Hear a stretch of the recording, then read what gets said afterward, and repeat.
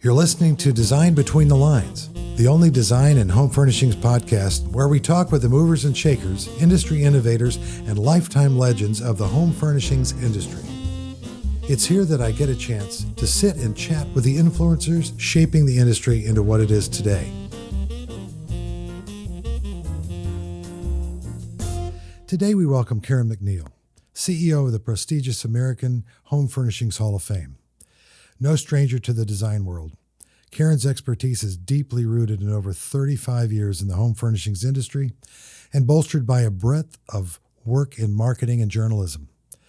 Furthered by her vast nonprofit advocacy and community service, the multitude of leadership roles held throughout her career have left an indelible mark on both her clients and her contemporaries.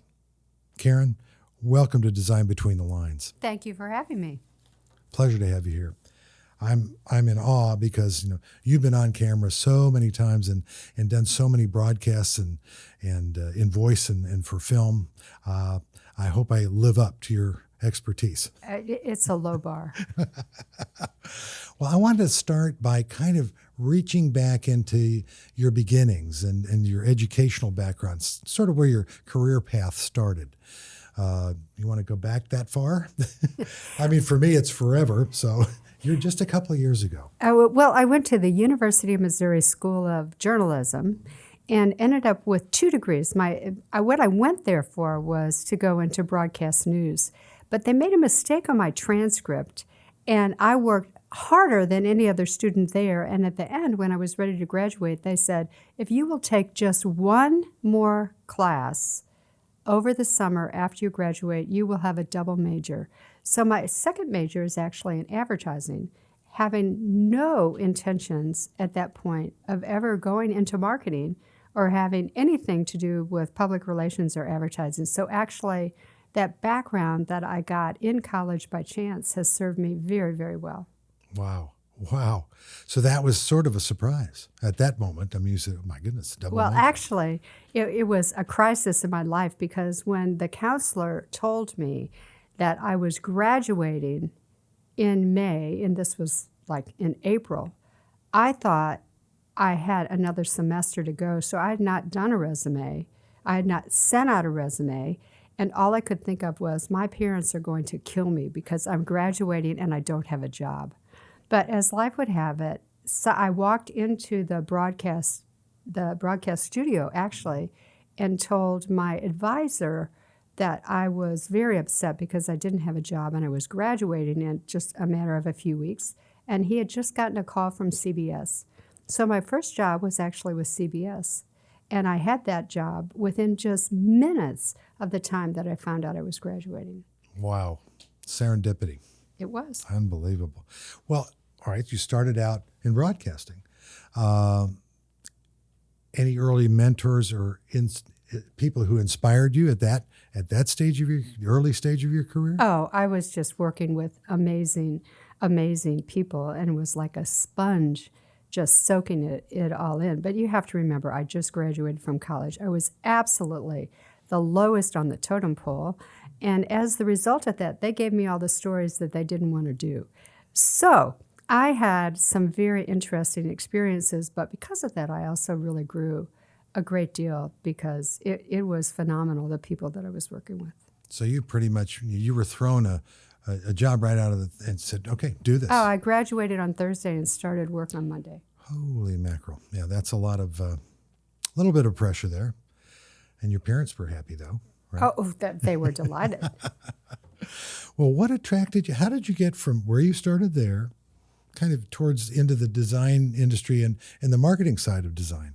Well, it was all serendipity. I was in the news media, and I have been in trade publications. Really, I would have to go back to Fairchild Publications, and I was a bureau chief of Fairchild Publications in Atlanta.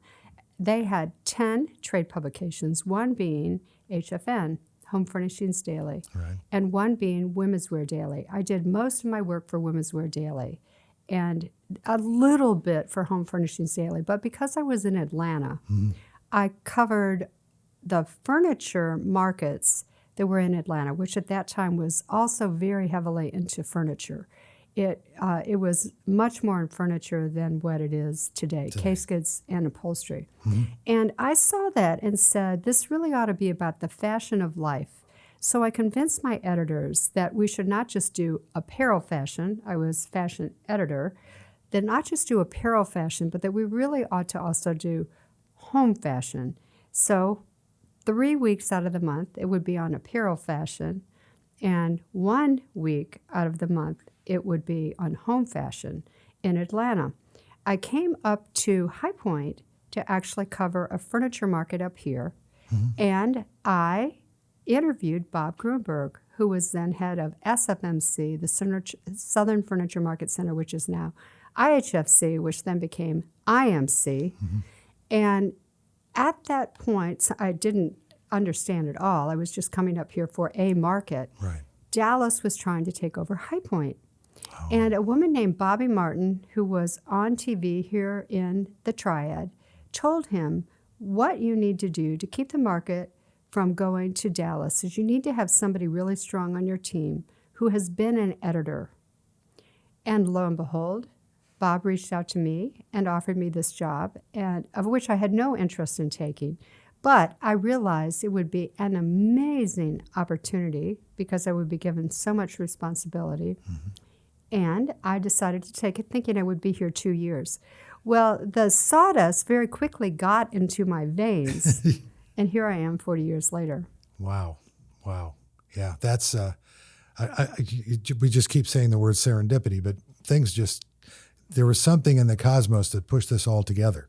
Had to be. Oh, no, now this is where it gets even more interesting. So my family had a very small business, and my mother ran the business, and my father did all of the selling.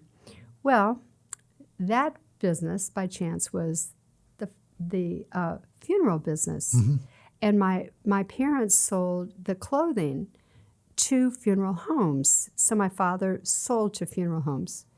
And funeral homes at that time also had the ambulance services, but they also often had a furniture store because the wooden caskets, they would often have a funeral business and a furniture store with it. So I was in and out of furniture stores as a little child with my father, who would sometimes take us. And I bought my first piece of furniture. Well, actually, my father bought it for me, but I was 7 years old, and I picked out a small rocking chair, which I still have to this day. Oh, now, also, the family decided, my mother was from Sweden, was a first generation from Sweden. That family actually came over from Småland, Sweden in the 1880s. And the family decided for some reason that I should receive the furniture that was given to the couple, my grandparents, great-grandparents that came over from Sweden, which I still have. So they came over in the 1880s, and I have their bedroom furniture, which is now in a guest room.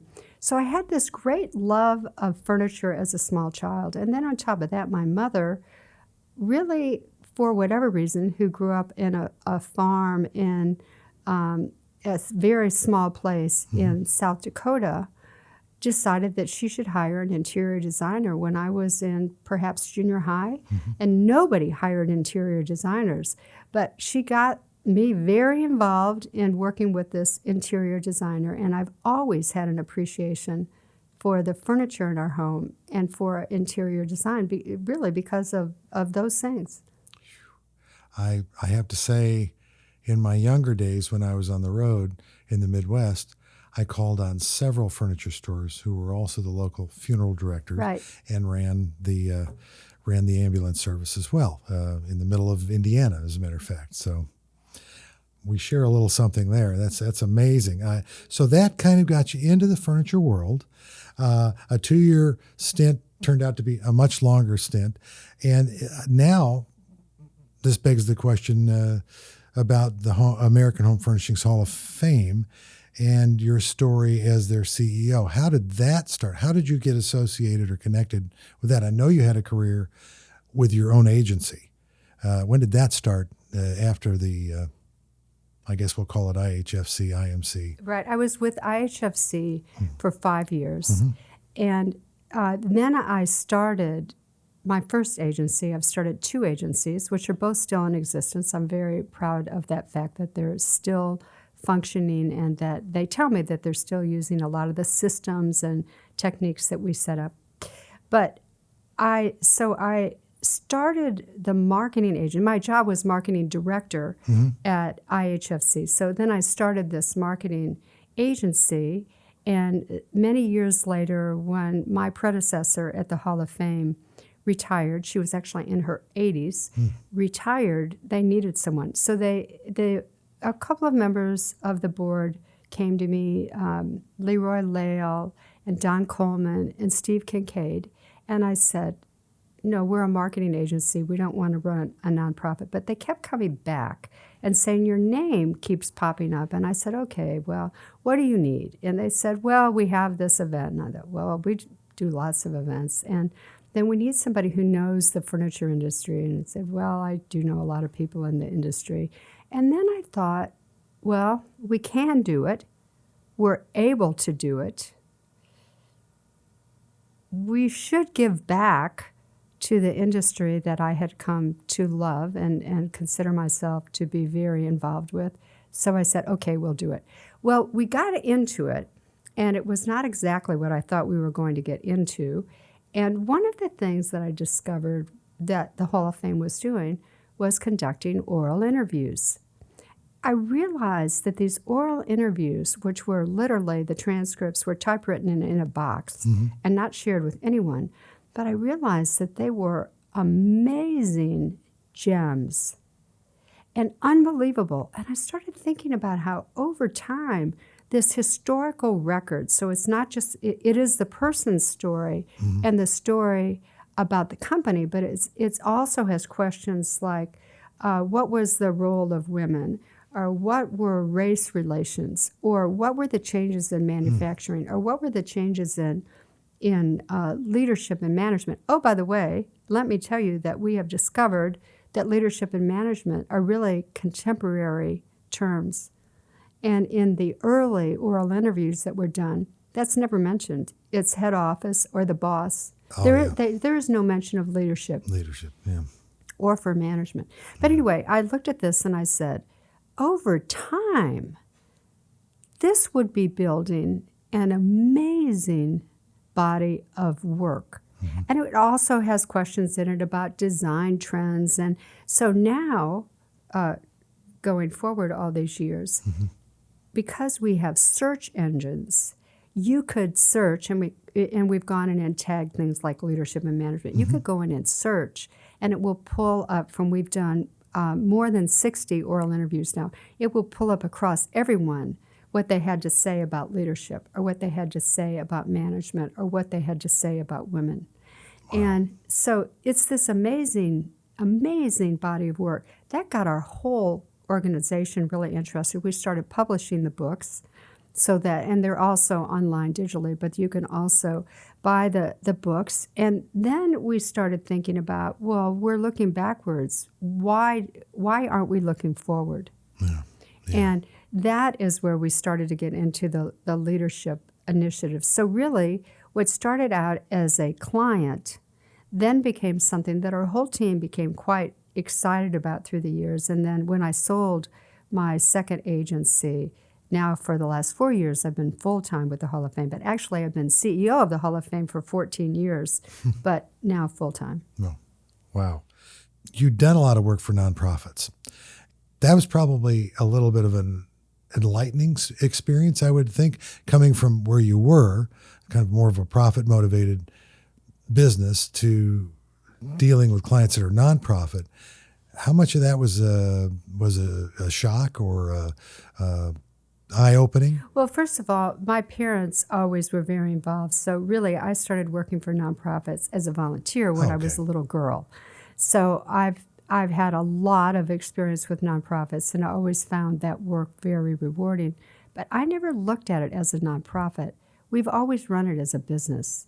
And I think that's one of the things that our board members appreciate, they're so amazed at the thought process and the record keeping. And to me, being an entrepreneur, a good idea and a great idea, we just need to figure out how to do it. It's never about how have we been doing it, but rather it's about, wow, that would be really amazing. And I love the phone conversations when our board members call, and I get this, frequently, fortunately, and they'll call and they'll say, I'm sure you probably already thought of this, but have you ever thought about doing XYZ? And it's like, oh my goodness, what a great idea. And then we just figure out a way to do it. That is a very good, your train of thought there is so different than what I've heard other nonprofits do, because you're basically just saying, how can we get this done? It's a great idea. Let's make it happen. That's a great attitude.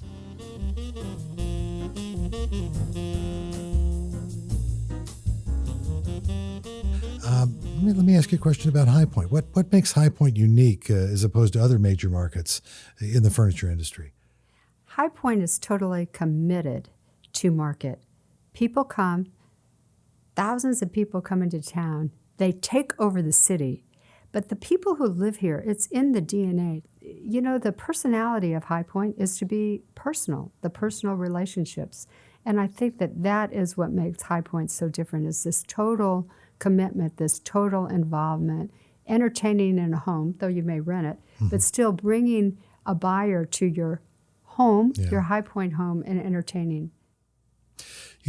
Recently, not too recently, there has been a move towards, with First Tuesday and High Point by Design and other things coming along, of really creating a design center, if you will, a design destination out of High Point between and around markets. I think you have a relationship to that in some way, don't you? I do. I was director of the design center when I was at IHFC. We built that building, and I was there for a couple of expansions, but we did actually have the showrooms open on a day-to-day basis. We had 3 women who worked full-time, but we could never really get to critical mass with that. But now it's different. And one of the big problems with opening the showrooms all those years ago was that all of the pricing was done by hand. Yeah.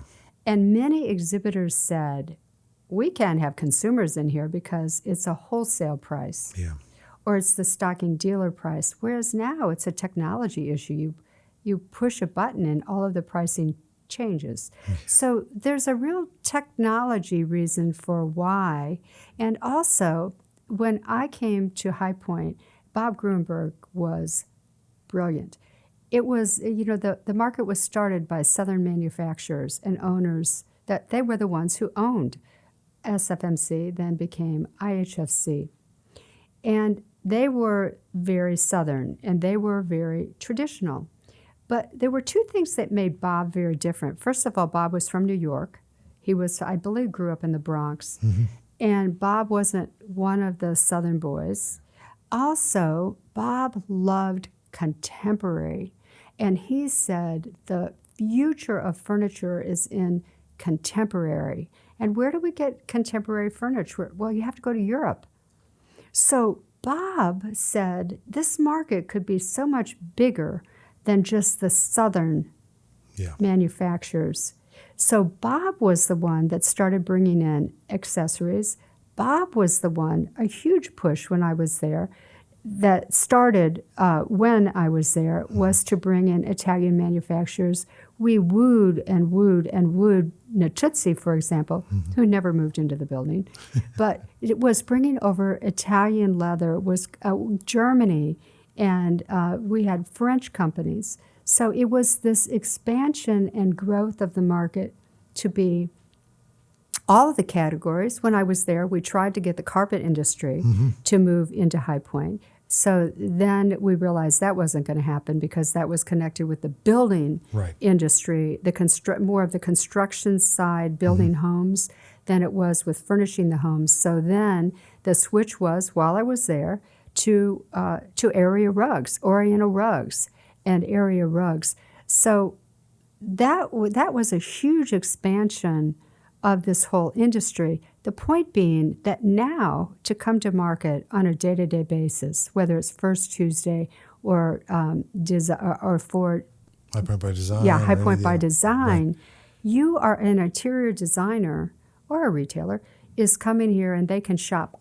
all of the categories. Right. Exactly. So I would say the big difference is technology was a huge issue, and secondly, that the market has grown, exponentially in terms of the amount of product and the category, and then also the opening to interior designers. And so when I was there, Bob said, we have to get the interior designers here, who were unwelcome here. Yeah. And we actually hosted the national meeting for ASID. And we had the national meeting for ASID here, which was a very big thing. And Bob said to me, you are in charge of this. And if this doesn't go well, neither will your job. Bob was always direct. That was the New York He was in him. very direct. Yeah. But that is how intentional he was about opening High Point up to other categories, to contemporary, to high-end, and also to interior designers. Well, you mentioned trends and growth and movements and how things grew from small to larger and in different directions. In your opinion, how is design and design marketing shifting to accommodate today's consumers? How do you see changes occurring in that? I think one of the biggest changes is the idea of lifestyle. And the reason this is so significant and such a big shift is that it used to be, going back to the Southern manufacturers, that the companies were organized around manufacturing. So you were a bedroom manufacturer, you were a dining room manufacturer, you were a table manufacturer, you were an upholstery manufacturer, and also by categories. Now with the shift, you can design whole home. There are two major issues that the American consumer has. Number one, they have no idea about scale. So they would have the tiniest table with a huge sofa, or a lamp that was huge on a little table, and that they didn't get scale. And the second thing was they did not understand how to meld together color and pattern. Just did not understand that whatsoever. So by, again, offering lifestyle, it solves that problem. The second thing that I would say would be TV and the live streaming shows, which inspires people and also teaches people. And by doing this, they have more confidence in their decisions.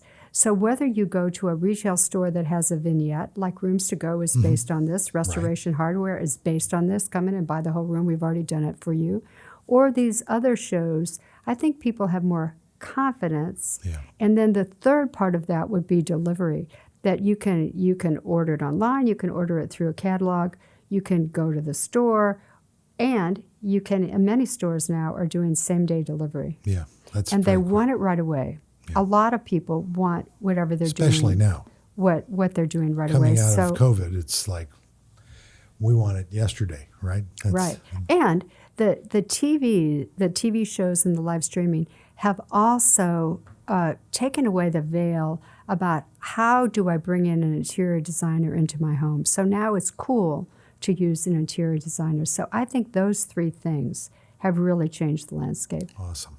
That is great, because many of our listeners, we talked about this earlier off camera, that are either design students of design, or people interested in design, and many of them are considering careers in design. And I'm going to ask you a couple of questions about careers in this industry, kind of as a spokesperson for the growth in our industry, both inclusivity and other things that are happening now that absolutely were absent when you came into this industry. Tell me a little bit about, as a woman, how things were when you entered this marketplace called the furniture industry, and what it's like today and where you see it going into the future. Big question. When I came into this industry, there were no women. There just were none. If there was a woman in the industry, it was the wife of the owner of the company, or it was the woman who sat at the front desk. So they did not know how to deal with me. And I came into IHFC and I had the third parking spot, which was not significant to me, but I realized later it was extremely significant. I've always wondered who got bumped. I'm sure it created a lot of enemies. But when I would go into a showroom and I would say part of my job was, John, working with all of the new exhibitors, John, do you have any problems or what? Or they would tell me, they would say whatever, and I'd say, okay, and they'd say, could you please have Bill DiPaolo or Bob Grunberg come up here? Because I've really got to get this fixed. And we have walkie-talkies in. Oh, yeah. And I would say, I can take care of your problem. And I'd get on the walkie-talkie and I'd say, right now you need to come up here and get whatever. And they were shocked. And they called me the little woman. So that's what they call me, little woman. But that was fine with me. I've always been, if I'm at the table, I'm at the table. So I don't really care what you call me, I'm already at the table. But as with any career, it's taken me 40 years through experience, some success, but to get here. And much of it is just growing, learning, building your management skills, leadership skills, your people skills, your communication skills, and that just takes time. So I am thrilled to see now, for example, I was involved in With It at the very beginning, and it's to build leaders, it's to build women leaders, and I've continued to be involved with It. And that is a wonderful organization. The mentoring that goes on there is incredible. That is really how a lot of women are growing. But now you look at market, I don't know what the percentage is, but it's a huge percentage, our market, are women that are here. And only naturally now, and through a lot of hard work, the same hard work you would go through, they're rising to the executive positions. I mean, look at Melinda Whittington now at Lazy Boy. Yeah, making decisions. They're in decision-making But it's from positions. years of experience. Yeah. Yeah. She didn't just show up on the, the screen of the business world. She's been recognized as a leader in the business world for a very long period of time. So it's happening, but unfortunately, experience takes a long time. You can't rush it. It just takes some time. And were I faced with the same situations now that I was when I first came to this industry, I'm sure I would handle things much differently because of my experience. Which now brings me to the question of, because of your experience, I would love to hear you give a few words of advice to, let's say, young professionals and students that are considering this industry for a career. And obviously, I'm saying this industry, there are thousands of careers in this industry, from cutting a piece of lumber to make a board that goes into a piece, to boxing it, to selling it on a retail floor. But what would be some words of advice from you based on your experience to these young people thinking about a career here? My advice would be to seek dissonance. Years ago, I was traveling, about 10 years ago, I was traveling, and I ended up at dinner with a man who was a composer and a conductor, classical music conductor, who I'd never met a person like this before. I had lots of questions. And in the process, I said something like, well, when you're composing, what makes a beautiful piece of music? And he said, dissonance. It cannot be exactly right or exactly perfect. There has to be something unexpected. There has to be some conflict in your music. And he said, think about the duets that you see that are done by music, that two totally different people, like a classical and a country music star, and they put these duets together. And he said there's always dissonance between the voices because the dissonance is what creates interest. And that just resonated with me, and I started noticing in design, for example, what makes a room interesting? It's the dissonance. It's something unexpected. It's a touch of red. It's an unusual function. It's a something that doesn't quite fit in is what creates dissonance. Now, if you just take this a little bit further, think about creativity. And today, too many young people are so focused on what they like, their friends, their social media. This is what I like. This is my style. I'm contemporary. I'm traditional. I'm this. I'm that. I would never talk to them because they have a different opinion or they have a different look. But I would say to you that I've always been curious about what's different from me. People, things, art in the art world. I know what I like.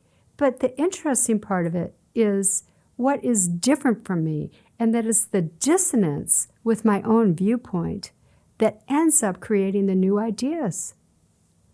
So if we're always politically correct in our thinking, in our friends, in our reading, it really clamps down on the creativity because we're not getting different ideas. Yes, you're exactly So I would right. say seek dissonance in what you do, who you talk to, what you read, what you go look at.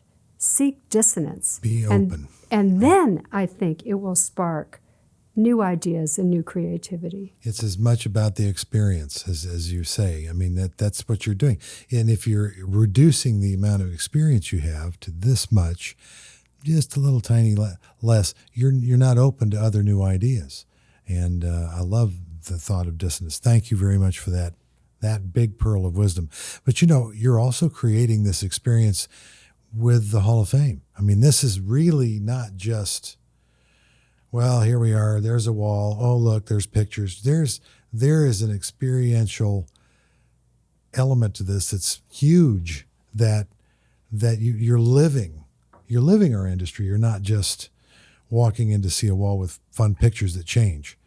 I mean, that's to me what you're creating with the stories, with the video booth, with telling a story in a way that's not just, well, here's a white piece of paper with some black writing on it, I think I'll read it. It's more a real experience that you're physically in person participating in. Is that not right? Yes, it is. We want it to be inspiring.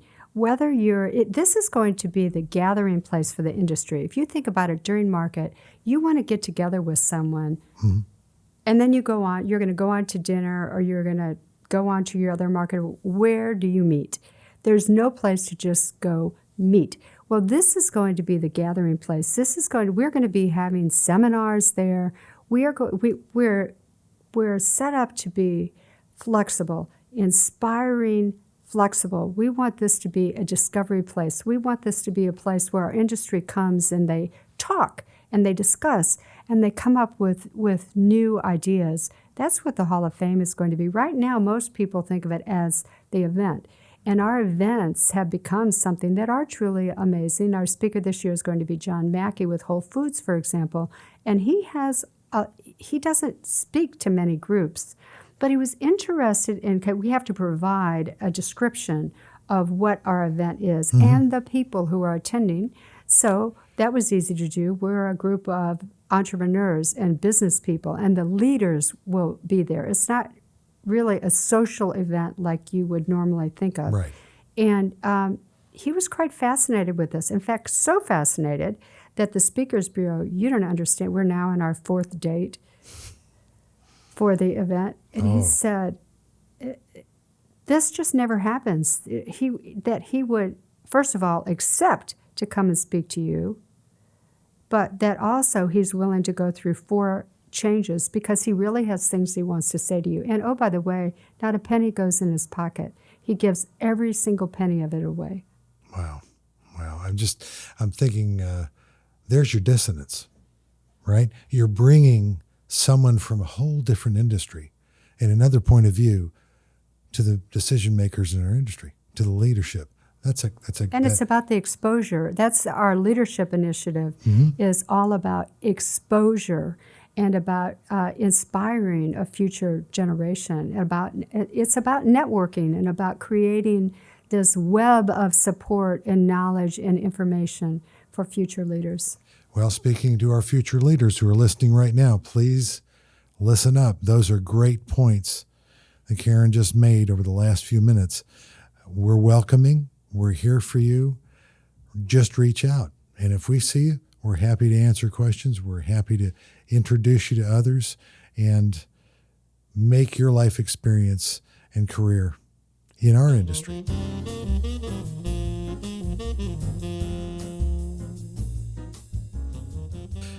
I think we've actually done a really good job of describing what the Hall of Fame is going to be. What's the schedule for this? Well, very soon we are going to be making an announcement. You know, COVID turned everybody on their ear, Yes. including us. But the fundraising is going really, really well.